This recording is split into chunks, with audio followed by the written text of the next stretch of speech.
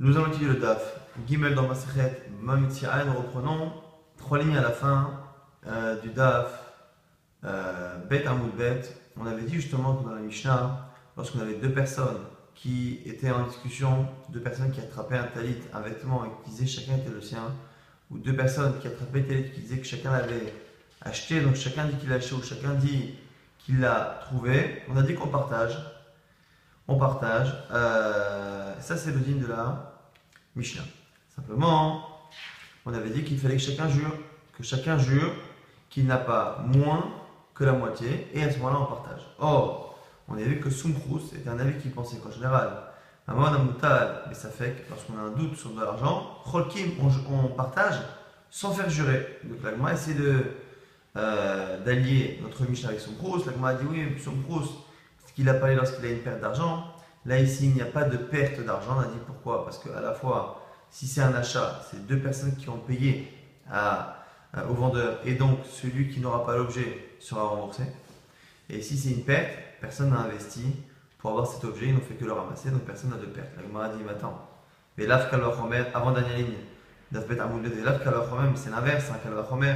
Pourquoi? Uma atandi kadra de mamona lemar, vi kadra le mamona demar. Si déjà, dans le cas classique, dans le cas où il y a des accords, tu me donnes de l'argent, je t'ai acheté, je t'ai vendu, il y a vraiment une perte dans le cas où on écoute l'un ou l'autre. Il y a une perte pour l'un ou une perte pour l'autre. Mais kalemema, kulalema, mais malemema, mais kalemema, kulalema. Et qu'en plus, il y a des raisons de penser que l'objet appartient entièrement à un ou à l'autre. Si dès dans ce cas-là, Amar Sumchrous, Maman Amoutal Besafek Rolkim, si dans ce cas-là, Sumchrous n'a pas peur de faire partager couper la part en deux et de faire en sorte finalement que l'on soit quasiment certain qu'un des deux est une perte, puisque, a priori, il y en a un qui est propriétaire de tout, et pas les deux, et qu'a priori en plus, celui qui a raison a investi, il a réellement prêté, il a réellement acheté, ainsi de suite, où là il y a vraiment une vraie perte pour l'un des deux. Et dans le cas où on partage, forcément, il y aura une personne qui perdra les 50%. Si dans ce cas-là, il a dit Cholkim Belo Shua, on partage sans serment, chez nous, dans notre Mishnah justement, ou parce que c'est un objet trouvé, ou parce que finalement c'est une discussion sur qui a acheté, mais en fait les deux ont acheté, la question est qui a acheté en premier. Et on peut dire que dans tous les cas, déjà il est possible que les deux aient acheté en même temps, ou les deux pris l'objet en même temps. Le Kol Sheken, Philotema Somprous, la Gemara dit, dans tous les cas, tu peux dire que c'est comme Sumchrous. Pourquoi? Cette ce serment qu'il y a dans la Mishnah n'est pas un serment que la Torah demande de faire, mais c'est un serment que les Chachamim ont fait, donc on n'a pas les mêmes halachot qu'ailleurs. Pourquoi? Comme a dit Rabbi Yochanan. Rabbi Yochanan a dit Shu'azo, takanat Chachamimi, cette Shua de la Mishnah est une takanat Chachamim, une institution des sages. Chez le Eye Kol Echad Ve'echad Olech Vetokev Vetalito Shel Chavero V'Omer Sheli, ou pour pas que les gens aillent chacun attraper l'objet de quelqu'un dès qu'il est disponible et dire il est à moi, et au moins il est sûr de récupérer au moins la moitié.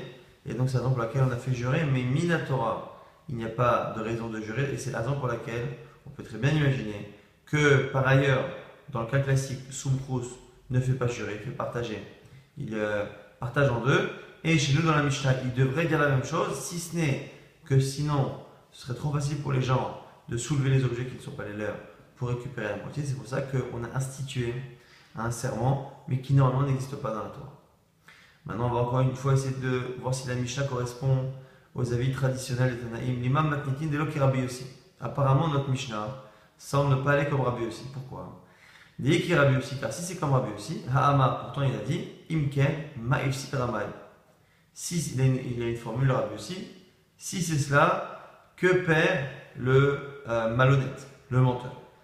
Et il a une logique, Rabbi Yossi, c'est que lorsque l'on a deux personnes qui sont en désaccord et que l'on sait qu'il y a un des deux qui ment, l'exemple où Rabbi Yossi s'exprime, c'est deux personnes qui ont laissé de l'argent chez quelqu'un. Un, il a laissé 200, l'autre, il a laissé 100. Donc réellement, même celui qui a moins laissé, il a laissé 100.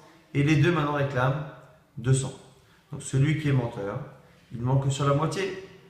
il a réellement 100 euros qu'il a laissé chez l'autre, tout simplement. Maintenant, il dit qu'il a laissé 200. Et dans ce cas-là, on a notre 4 Rabbi Yossi Chachamim. Est-ce que l'on partage la partie sur laquelle on discute ou est-ce que l'on met au milieu et finalement personne ne récupère? Quel est le but? Quel est l'intérêt?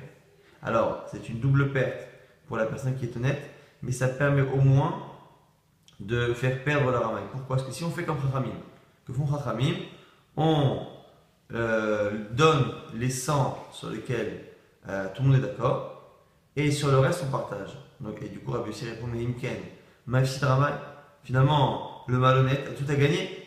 Il récupère ce qu'il devait avoir et il ne prend aucun risque. Et en plus, il tente le coup de récupérer 50% de ce qu'il y a en plus. Donc, du coup, et là, Kol Mounach, et Mounach, on laisse tout au milieu, à Shavoy Yaou, jusqu'à ce que vienne Eliyahu Navi. Et donc, ça permet de punir le Ramaï.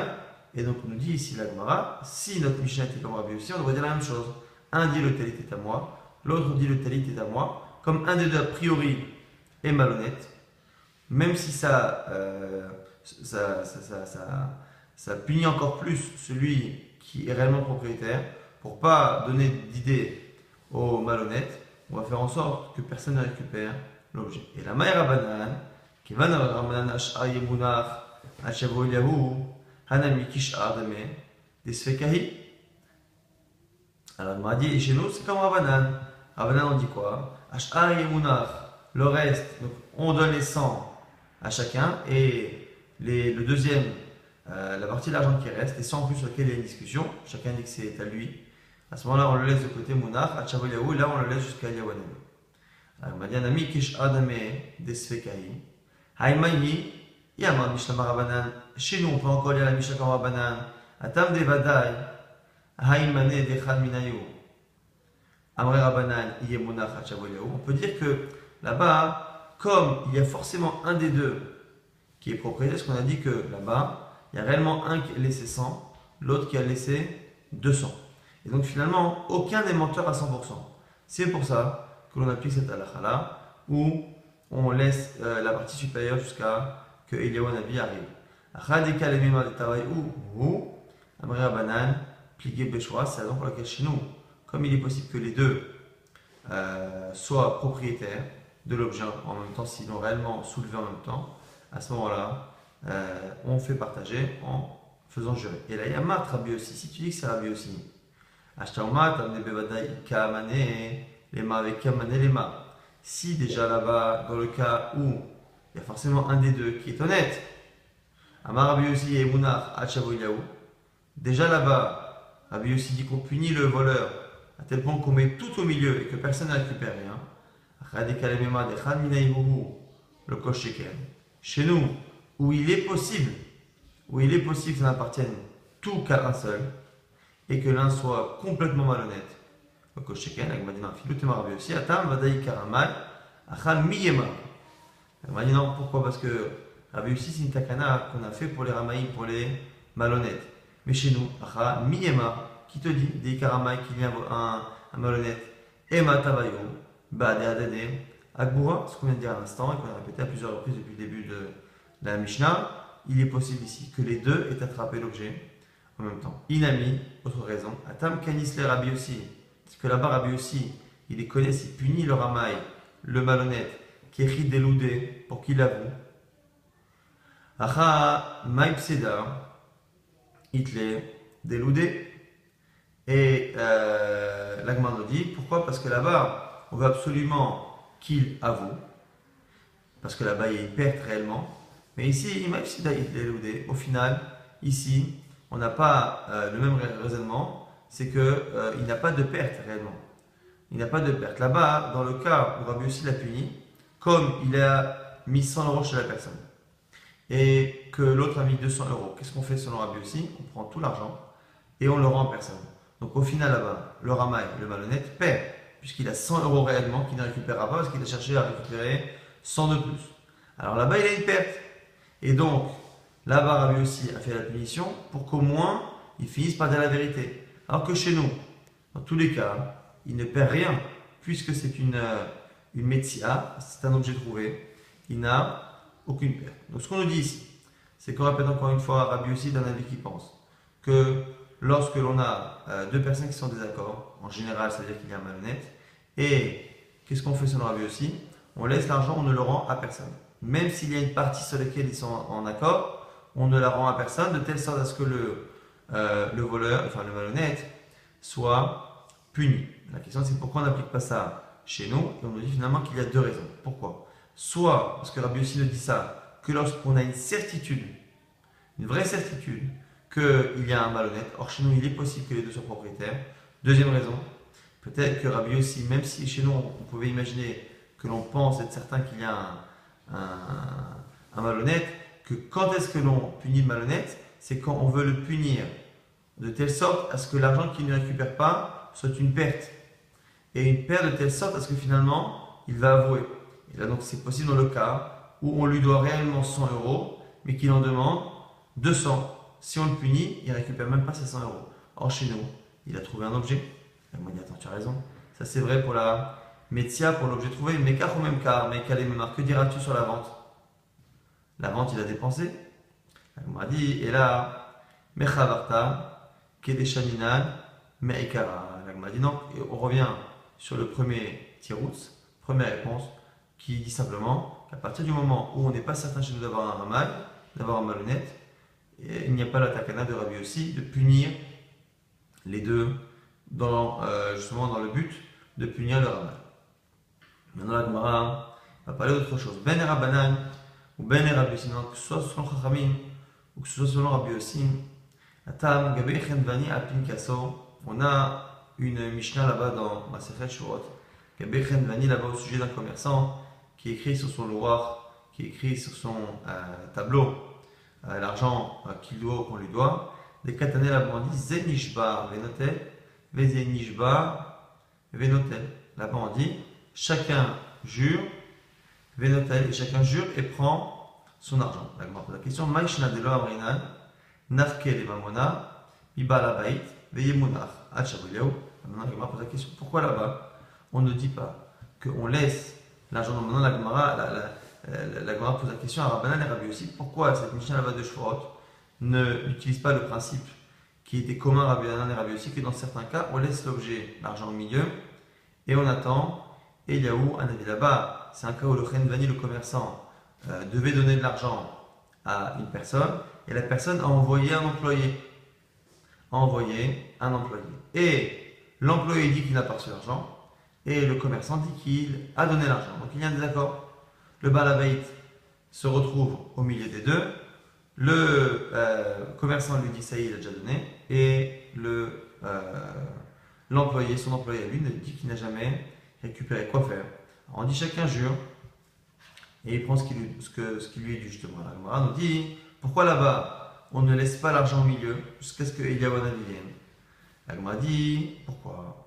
Parce que là-bas c'est sûr qu'il y a un vol effectivement, mais Amre Atam, parce que là-bas la raison est des Amalek Chenvani de Balabait, Anash Rechuta Didar, Ka'avdina. Il dit parce que moi, j'ai le Chenvani, donc le commerçant, dit moi j'ai fait ce que tu m'as demandé, j'ai envoyé l'argent. Ma'itli Gabe Sahir. Je n'ai rien à voir avec ce Sahir, avec cet employé que tu as envoyé, et moi je n'ai pas l'obligation de le croire. Et si je ça ne me fait rien, enfin garde des Kamish Tabarli, l'homme même s'il jure, je ne l'écoute pas, Bishwa. Ah, Elimante, de l'homme marqué Bissade, c'est toi qui a décidé de lui faire confiance, et tu lui as dit de remplacer des témoins finalement lorsque je donne l'argent. Avle, ve Sahir Nami, et maintenant le Sahir, l'employé lui-même dit la même chose. Amael Balabait, Ana, Ada Abita, moi j'ai fait ce que tu as fait Gabar. Ma Itli Gabe Chenvani, je n'ai rien à voir moi avec ce Chenvani. Regarde les Mishtaba, li même s'il jure le commerçant, l'homme Mani, je ne le crois pas. Car Tabaïou Mishtabae, Veshakle, Mi Balabait. Et donc à ce moment-là, chacun jure et récupère du Balabait, c'est-à-dire qu'on ne peut pas les mettre ensemble. Donc, c'est l'histoire de quelqu'un. Donc le Chenvani devait de l'argent, le Sahir, l'employé, devait récupérer sa paye. Donc le Balabait a dit voilà, tu vas voir ce Chenvani, il va te donner ce qu'il me doit, il te le donnera. Et dans ce cas-là, on ne peut pas dire à chacun de laisser l'argent au milieu, en disant qu'on ne sait pas c'est à qui. Pourquoi? Parce que là-bas, ils ne sont pas chacun le baladine de l'autre. Normalement, l'employé devait être payé par le balabait.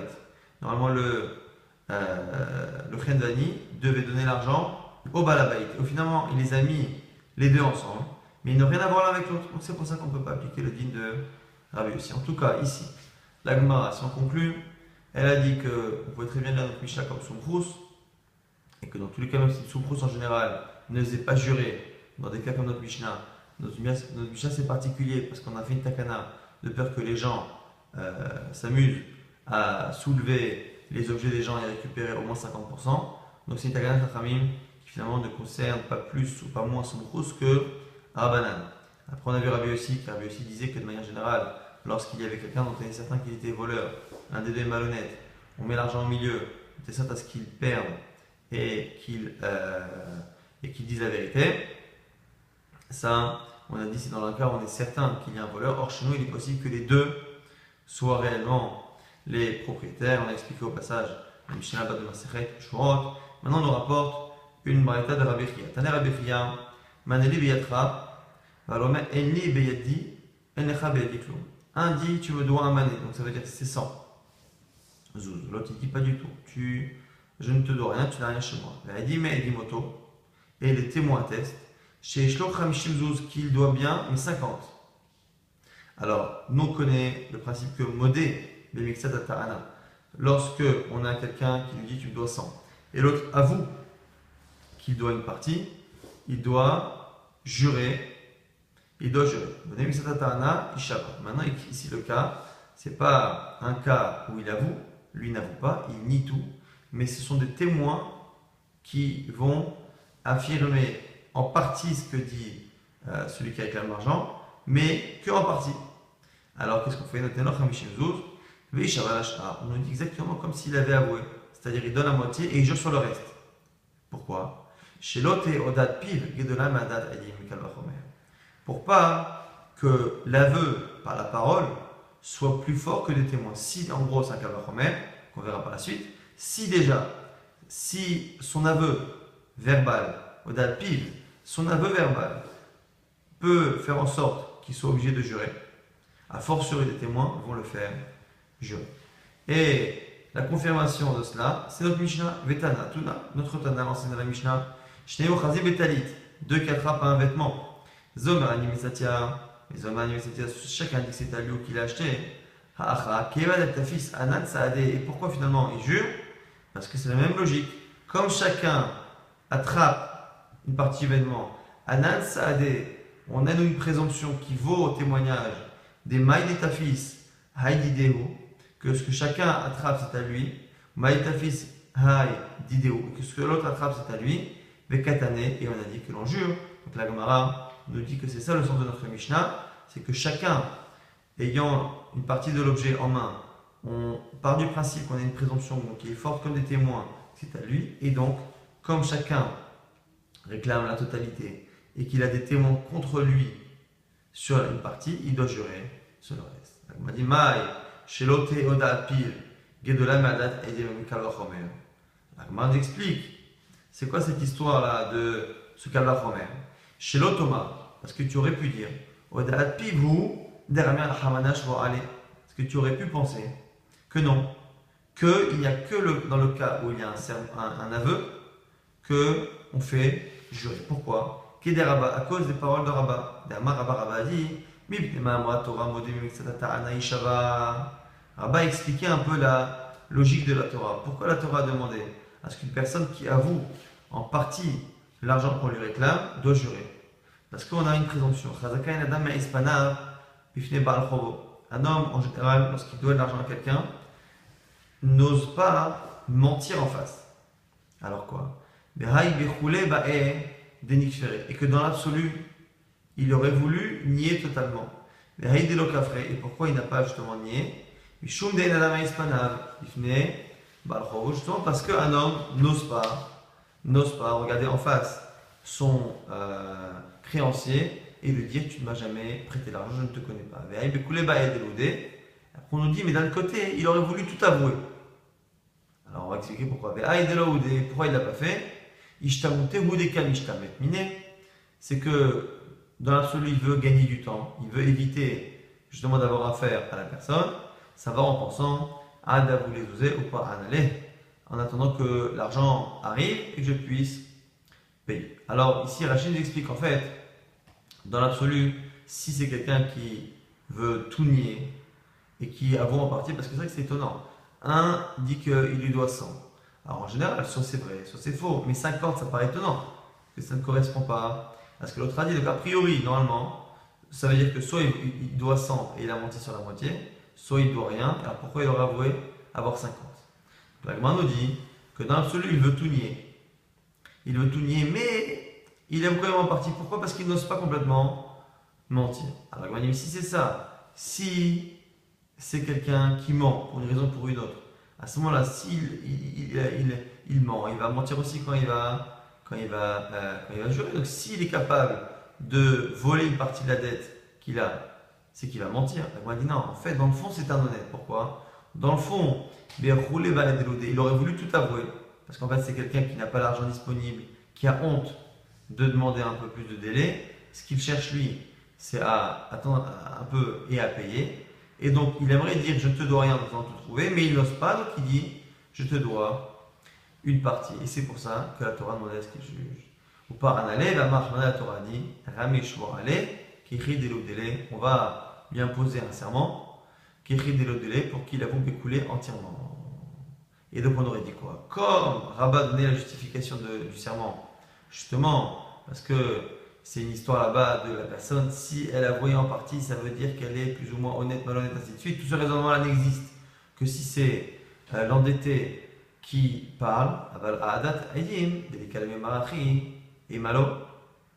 Et donc j'aurais dit quoi? Si par contre, lui, il nie totalement, et que ce sont des témoins qui viennent confirmer en partie les accusations, il n'y a plus de raison d'appliquer le serment. Kamash malad, bien apprendre justement que c'est un kalvachomer. Et qu'on a un kalvachomer qui fait que ce qui fonctionne avec un aveu d'une personne, forcément fonctionnera avec des hadim. On ne peut pas avoir plus de force dans la parole d'une personne d'un aveu que dans la valeur de deux témoins, qui sont le témoignage et la force absolue dans la Torah. Maintenant, la Gemara essaie de comprendre le kalvachomer. Maï kalvachomer. La Gemara propose Umapiv, Shen Mechaïv Mamon, Mechaïv Oshua. Si déjà l'aveu qui ne peut pas faire payer à quelqu'un de l'argent, mais Chaïv Oshua peut provoquer qu'il va jurer. Edim Shem Chayim Oto Mamon, des témoins, lorsqu'ils sont deux, qui font payer quelqu'un lorsqu'ils l'accusent de quelque chose, et Nadine Shem Chayim Oto Bishwa, a fortiori, qui vont réussir à provoquer un serment. Donc c'est un kalvachomer. Le premier étant toujours basé sur le fait qu'un est fort, un est faible. Là, on dit quoi? On dit que par rapport au fait de provoquer une sanction financière, l'aveu est moins fort que des témoins. Donc s'il est moins fort que les témoins là-dessus, ce que l'aveu va faire par ailleurs, les témoins le feront aussi. Et donc, si l'aveu provoque un serment dans notre cas, les témoins, c'est la Gemara dit attends. Au pire, qu'est-ce que tu racontes qu'un aveu ne peut pas faire payer de l'argent? Évidemment, quand on a un principe, que l'aveu de la personne concernée par le jugement, vaut 100 témoins. Donc évidemment que s'il avoue qu'il doit l'argent, il le paye. Elle m'a dit non, t'as mal compris. Maïmamon, knas. Je ne parlais pas d'une dette financière. Je parlais d'un knas. Knas, ce sont les sanctions, les pénalités que la Torah ou les sages imposent. Ces pénalités-là, on a un principe que Modébi knas, non mais celui qui avoue devoir une pénalité ne la paye pas. Alors du coup, on fait le kalvachomer. Si par rapport aux pénalités, l'aveu n'arrive pas à faire ce que les témoins feront, lorsque l'aveu va réussir à provoquer chez nous un serment, a fortiori les témoins. Si déjà l'aveu qui n'arrive pas à le faire payer des pénalités, le fait jurer, et a fortiori que les témoins qui le font payer ces pénalités le feront jurer. Il dit non, mais on a une objection à cela. Malépiv, Shiken Mechaïv au Korban, Tomar Beilim, Shiken Mechaïv au Korban. Non, mais regarde, il y a une particularité dans la bouche. C'est que la bouche, elle peut faire en sorte qu'il paye un Korban. S'il avoue quelque chose, il peut être amené à devoir apporter un sacrifice par rapport à l'aveu d'une faute ou d'un sacrifice qu'il doit. Alors que des témoins, non. La Gemara dit, allo caché à Rabbi Chia, qui est Rabbi Meir, sauf la Gemara dit si tu dis que Rabbi Chia pense comme Rabbi Meir. Pourquoi? Car lui pense que des témoins peuvent te forcer à apporter un korban s'ils te disent que tu le dois. Mais quel va faire par quel va faire des Nan, c'est Mishnah. Il y a deux personnes qui disent tu as consommé des graisses interdites. L'autre dit non. Rabbi Meir Mechayev, Chachamim Potrim. Rabbi Meir dit qu'il doit apporter un korban sur le Chalev. Chachamim disent que non. La discussion est comment? Amar Rabbi Meir, dis-moi, si deux personnes peuvent mettre quelqu'un à mort en disant tu as tué, tu as transgressé Shabbat, tu es Chayamita, s'ils peuvent provoquer qu'il sera mis à mort, tu n'acceptes pas que deux témoins peuvent l'obliger à acheter un animal et apporter un korban. Alors Amroulo, eux répondent Ma'im yirtse lomar mezidaiti, il dit oui, mais c'est spécial le korban, même pour la mita, parce que s'il dit je suis mézid pour le korban, il dit je suis volontaire, il est pato. Donc comme il peut se dispenser en disant je suis mézid, il a un migo, il a une force de pouvoir se dispenser, et que finalement, qu'il soit mézid ou pas mézid, on ne te fera pas payer de korban, puisqu'il a la possibilité de s'en sortir en disant qu'il est volontaire, le korban n'étant nécessaire, le sacrifice étant nécessaire que lorsque la personne transgresse un interdit de la Torah de manière involontaire. Si lui dit qu'il est volontaire, c'est plus grave, malgré le fait que ce soit plus grave, il n'y a pas d'obligation d'apporter un korban, et donc du coup, il est dispensé même dans le cas où il est involontaire, parce que justement il a la possibilité lui enlève entièrement le rio. Donc pour l'instant, le Kal Vachomer, il est bien, comme on a dit, Kal Vachomer étant que si déjà l'aveu qui n'arrive pas à faire payer des pénalités arrive à faire jurer quelqu'un, les témoins qui sont plus forts puisqu'ils arrivent à provoquer des pénalités, à fortiori qu'ils arriveront à provoquer ici un serment, et le korban n'est pas une objection puisqu'on est ici selon Rabbi Meir qui pense que à la fois des témoins et à la fois l'aveu peut réussir à provoquer un crime de korban. Maintenant, la Gemara continue d'objecter au Kal Vachomer. Et là, Malepif Sheken Mechayev Chomesh. La Gemara dit oui, mais attends, l'aveu peut faire payer Chomesh, le cinquième. Quelqu'un avoue que dans certains cas, il y a transgressé des interdits de la Torah qui oblige justement à payer Chomesh, à payer un cinquième de la valeur dont il a abusé. Ce qu'on dit ici, c'est que Sheken Mechayev Chomesh, Halo Kacher, la Gemara dit Rabbi Chia qui Rabbi Meir Sirale. La Gemara donne la même réponse. Rabbi Chia pense comme Rabbi Meir, qui est Chid Mechayev les Korban Mikal Vachomer, Mechayev les Chomesh Mikal Vachomer. De la même manière que Rabbi Meir pense que par Kal Vachomer les témoins font payer un Korban, pareil pour le Chomesh, puisque les témoins peuvent provoquer une peine de mort, a fortiori sur le Chomesh. Donc la Gemara continue d'objecter encore une fois. Et là, Malepir, Sheken Eino Be'akrasha ou Be'azama, Thomas Be'edim Sheshna Be'akrasha ou Be'azama. La Gemara dit non, maintenant j'ai trouvé une force particulière qu'il y a dans un aveu et qu'il n'y a pas dans des témoins. Et du coup, s'il y a une force en plus dans l'aveu que dans les témoins, il n'y a plus de Kal Vachomer. Tu ne peux pas dire que si déjà un simple aveu provoque un serment, a fortiori deux témoins qui sont plus forts. Pourquoi? Parce qu'il y a un sujet sur lequel l'aveu est plus fort. C'est quoi? C'est qu'un aveu ne peut pas être contredit et ne peut pas provoquer de hazama. Lorsque deux témoins accusent quelqu'un de quelque chose et qu'on se rend compte finalement que c'est faux et que ces témoins étaient ailleurs le jour où ils sont censés avoir vu la chose, on leur fera à eux ce qu'ils ont voulu faire à la personne contre qui ils ont témoigné faux. Et ça, évidemment, ça n'est pas possible si la personne avoue. Et donc, l'aveu a une force, c'est que l'aveu ne peut pas être contredit par des témoins et ne peut pas être rendu zomem. Et donc, ce qui n'est pas le cas de Hadim, la force qu'il y a du coup dans l'aveu est peut-être ce qui, justement, provoque que l'aveu peut causer une obligation de jurer et pas forcément les témoins. Donc, on n'a plus de Kal Vachomer. Moi, pour le Kal Vachomer, on s'arrêtera là-dessus. Et là, tiens, mais Aïdechad, on va l'apprendre de Aïd Echad, d'un témoin seul. Uma Aïd Echad, She'en Mechaïv o Mamon, Mechaïv o Shura. Si déjà un seul témoin, qui ne provoque pas que, en général, on puisse payer, si quelqu'un, un seul témoin vient dire tu dois de l'argent, on ne l'écoute pas. Pourtant, dans certains cas, comme on verra, un témoin peut provoquer que quelqu'un soit obligé de jurer. Alors, deux témoins qui ont en plus la force qu'un n'a pas, c'est-à-dire ils ont la force de faire payer de l'argent à quelqu'un, deux témoins qui disent tu dois de l'argent, on estime que c'est vrai et ils payent de l'argent.